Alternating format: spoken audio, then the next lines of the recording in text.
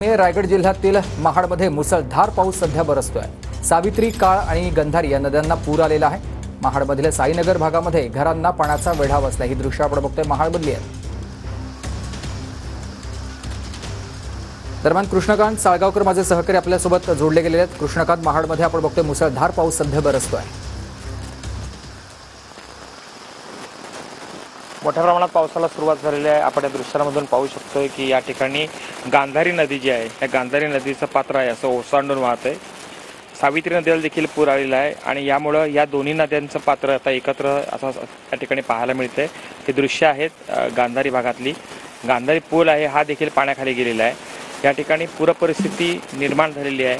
इथं असणाऱ्या घरांना देखील पाण्याचा मोठा वेढा बसलेला आहे। कालपासून या ठिकाणी पर्जन्यमान अधिक होतं, पुराचं पाणी वाढत होतं। यामुळे सध्या घरांमध्ये कोणी फसलेलं नाही आहे, मात्र घरांना पूर्ण पाण्याचा वेढा बसलेला आहे। एकूण परिस्थिती आहे ही पूरपरिस्थिती आपण पाहत आहोत।